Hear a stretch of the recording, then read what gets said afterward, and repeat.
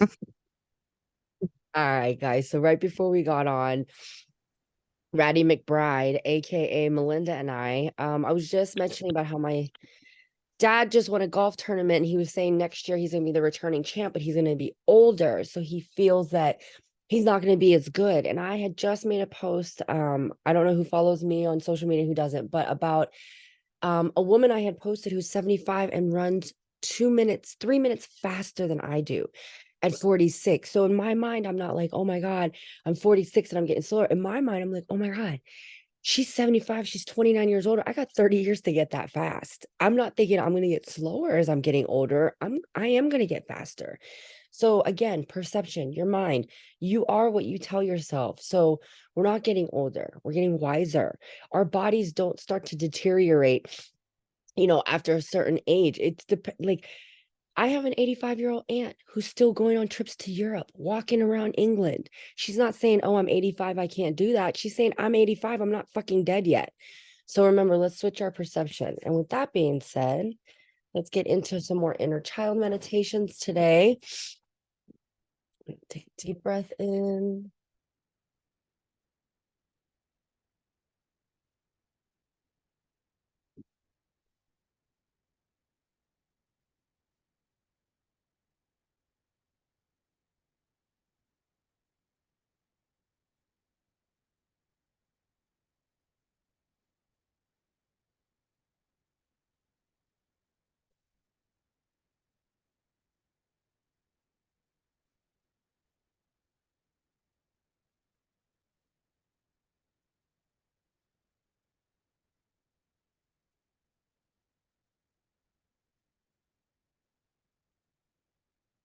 Taking this moment to connect. Thank our guides and our ancestors.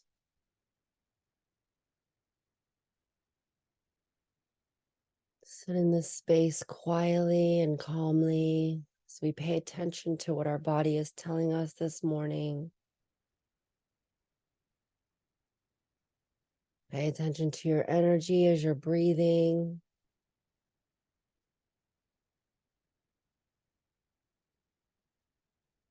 Is it telling you to move a little slower today? Maybe you're feeling really energetic and you can get things done fast today. Listen to your vibration. Do not be overwhelmed. It does not matter what does not get done today. Unknowingly, we are always shifting timelines, jumping dimensions. It doesn't matter.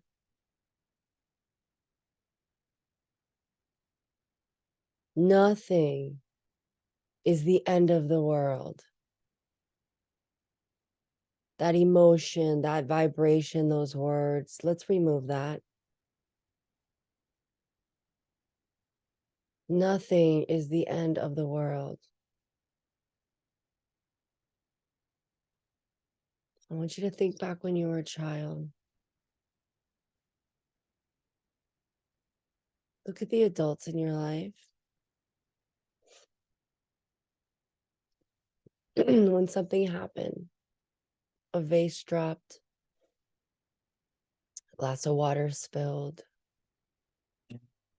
you're fighting with someone.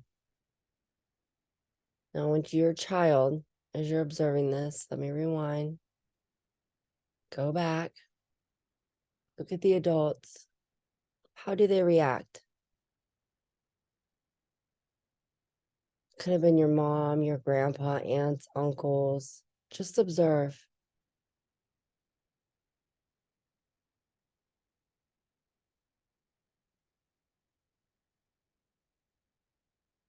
Go back and think about it.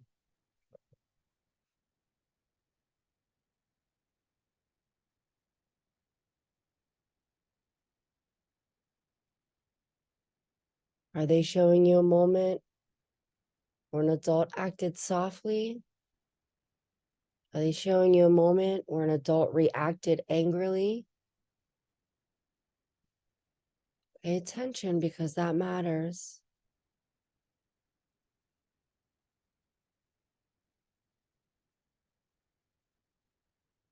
Wherever they are showing you, realize that this is how you were shown to react.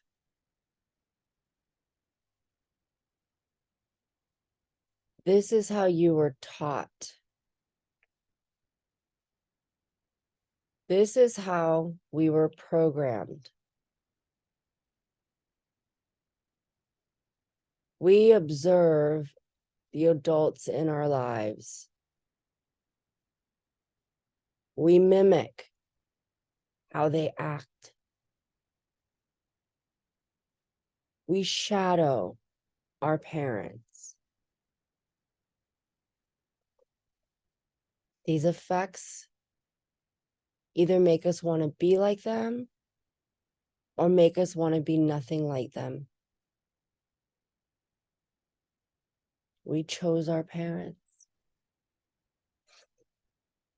Please remember.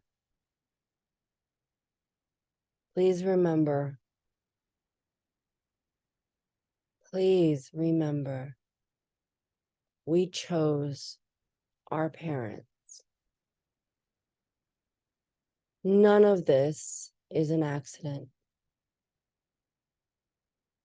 We chose our parents. Look at them. Observe throughout the day, throughout the week. Continue to talk to your inner child.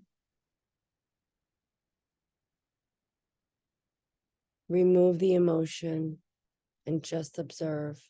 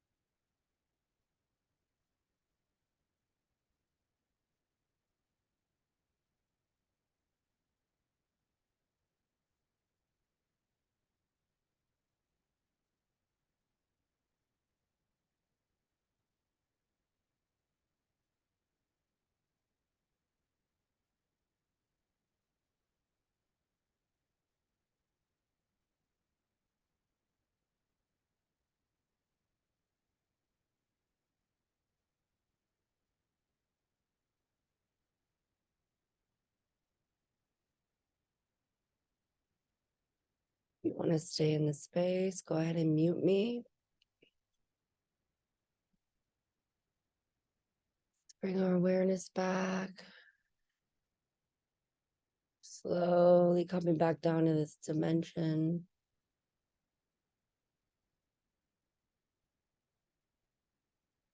Move our fingers. Move our toes.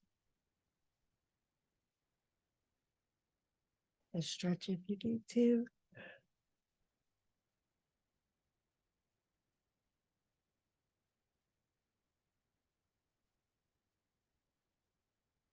Ah.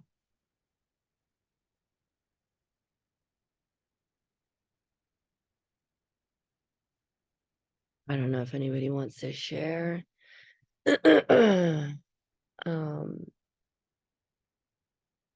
Yeah. It's interesting to go back. I always go back to this one scene. It's shifting. The energy is definitely shifting there because I was 10 and I had spilled some soup at this. We were part of a United Latin American club, all the Hispanics on the base in Montana. We're like one big family. And I had spilled some soup, and my dad got so mad. He was like, "Go sit in the car." And it was like hot. It was like a summer day. Like literally told me to go sit in the car like a fucking dog. And everybody was like, "Ay, Luis, like it was an accident." And he was like, "No, she should know better." I literally spilled, like I had hit my bowl and spilled some soup. He acted like I fucking did it on purpose. And I just spilled soup. Like, even if I did do it on purpose, I just don't understand. I was 10, you know what I mean? So, like I said, the energy is definitely shifting because I used to be so angry and I used to hate him for that. And now, when you look at those situations and you look back and I think about like how angry he got and how, his lack of compassion, and his lack of empathy for my sister and I as children. He had no parents.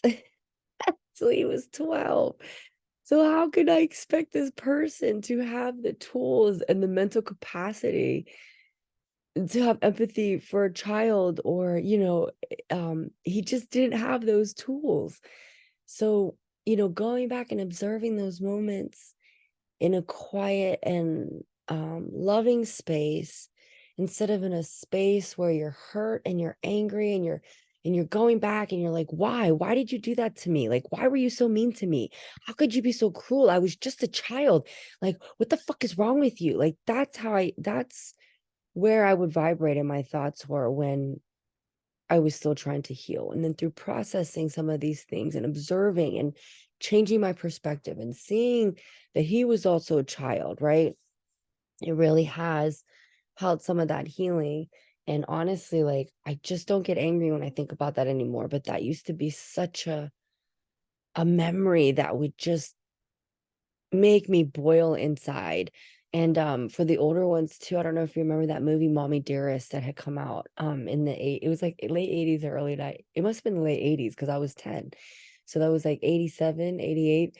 And this actress Joan Crawford was just horrible. She had adopted these two kids and she like beat them and she abused them. And so they actually made a movie about it because her adopted daughter like just like told everybody what she did. And when I walked out the door, my dad was like, "Go sit in the car." I'll never forget it. I walked out and their screen door was broken, so it just slammed shut. It was so dramatic because I walked out and I go, "Fine, Daddy Dearest," because the movie was called Mommy Dearest because that's what they made. She made the kids call her. So I was like, "Fine, Daddy Dearest," and then the door like slammed behind me.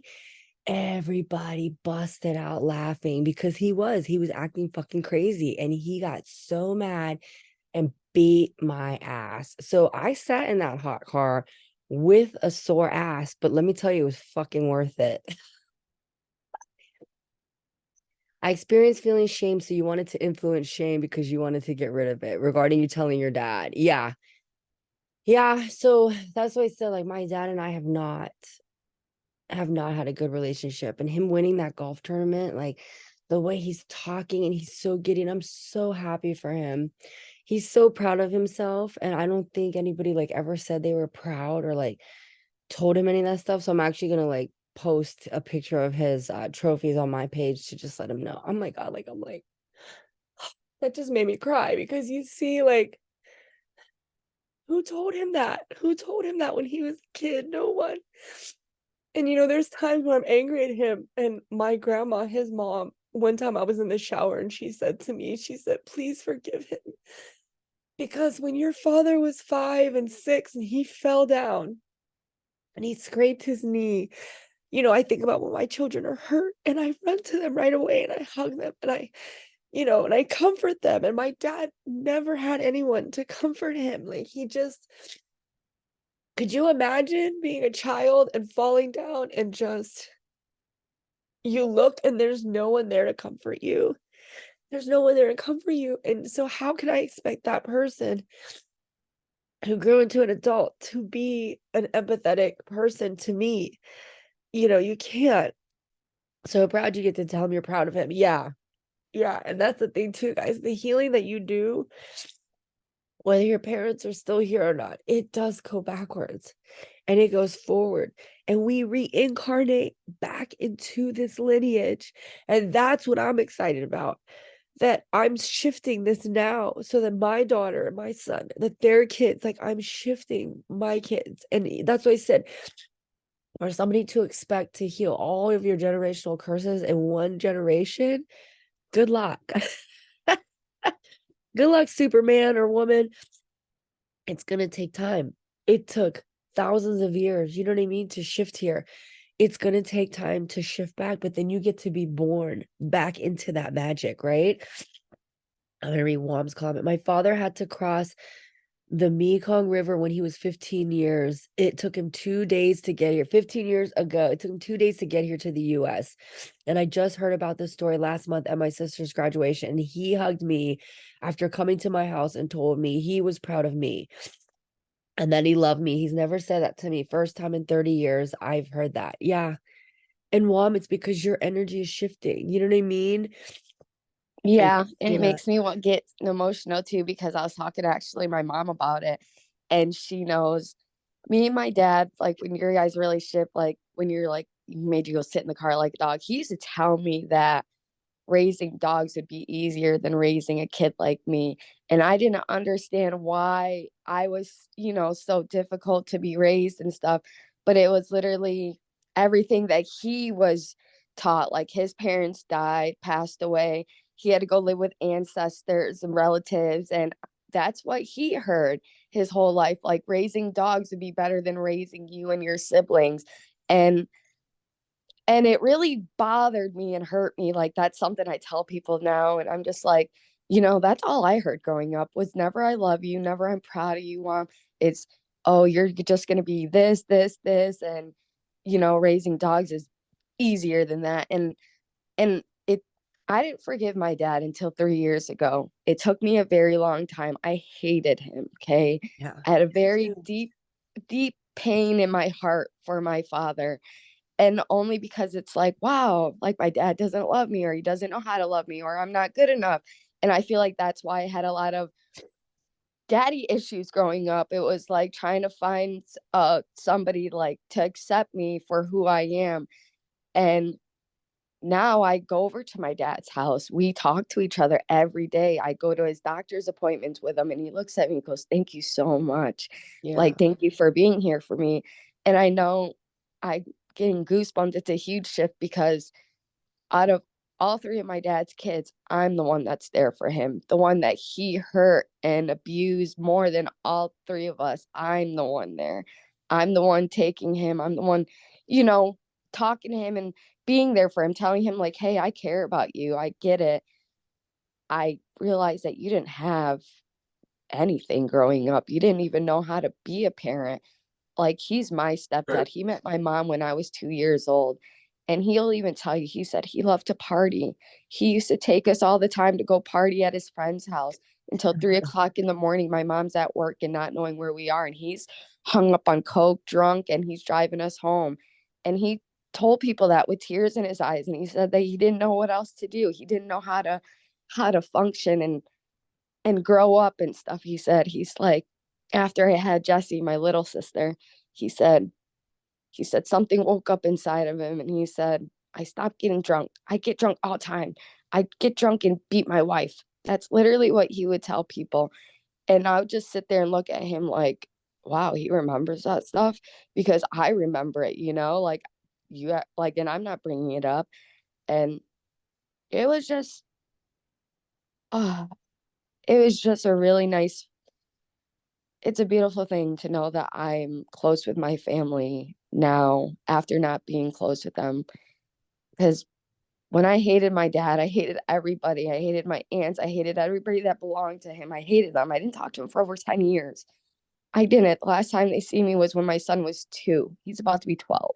Yeah. And that's how much, like, I just didn't know how to deal with it myself, like as a growing up, I just didn't know how to deal with it. So I started doing drugs and being bad, running the streets and doing what I was doing. I really was, because I didn't think people cared about me. I didn't think they would care. And my mom, one time I got in a fight, and this is she didn't see me in 2 weeks. I'm literally running the streets like as a teenager. I'm 16, and I come home and I'm all cut up, bruised up and stuff, and she just starts crying. And she just says, Mom, why are you so angry? Why are you always fighting? What if somebody kills you? And I said, I don't fucking care. I said, I will fight the whole world, Mom. You don't know what I feel inside. And it literally was just all anger that I Mm. did not know how to control. And so I went and fought the world. And I did. Oh, I girl, sure I know. did. I And told you I've it, talked about that. When you fist yeah, fight somebody, and I didn't think twice about it. One, it could be just a side look, Kim, ladies. And I'd literally be like, you got a problem? And yeah. it was one thing from their mouth. And it was, I already hit them before they could even have something come out of their mouth. It was already a brawl. It was Me, so yeah, bad. I know. And that was the day that actually I stopped fighting because I needed my mom to cry to me and tell me and show me that she actually cared about me being on the streets and surviving, because I didn't think she gave a crap at all. And I told her that actually when she came and see me, like, I hope you know that you never get to a place like me where you just can't control it, Mom, and you feel like you're in a black hole. I was like, you ever been in your closet crying, having anxiety attack, feeling like it's the end of the world because you just don't know how to take it? I was like, that was me. And that was the saddest part of my life because I did it alone. And Yeah. she just put her head down because she had no idea. And it just the energy shift, and everybody tells me, it's like, Mom, you've grown from experiences, you grew up, you just had to deal with it or live with it, you've had it hard. I'm like, yeah, I didn't really have to deal with it, but it's more like I just wish people were there for me that I needed to be there for me. That was it. And I think that's what took a long time, is that I had to learn how to So, love myself and trust myself to a place where I don't know where I am right now. I'm here. yeah. That's why I You said we have to be the safe space. We have to Yeah. create it. And Melissa just said, as a teenager, you were so desperately trying to get someone to show you that they cared. And as fucked up as it was, that worked, literally.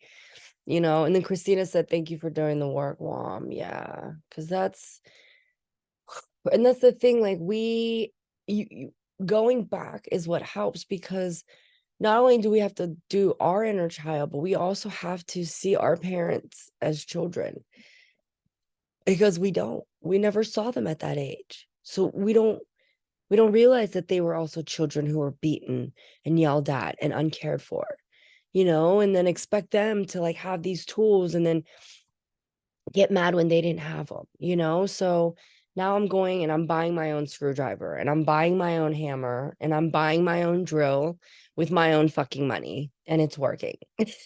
So that's what we do. We buy our own shit. If our parents didn't want to buy it for us, we'll buy it our damn selves. So, Wom, thank you so much for sharing, because I felt that. I felt all of that. Like, absolutely. You know what I mean? I never left. I was too scared of my dad. Like, if I ever left and didn't come home, I might as well not come home, because my dad, there's no way he would have. So yeah, I feel that though. Girl, you're brave and strong and just fucking badass. And I just love you. I just love all of you so much. Thank you I for love you sharing. all. That was so awesome. Yes. And I'll see you guys tomorrow. So let's continue. I was like, damn, 2 out of 3 days I've cried already. This inner child shit always fucking makes me cry. So, so tomorrow we'll keep processing as we keep shifting. I love you all. I extend so much love and light to you always, and especially throughout the day. And yeah, I will see you all tomorrow. Thank you for sharing and supporting and holding everybody in love and light. And we'll see you guys tomorrow. See you.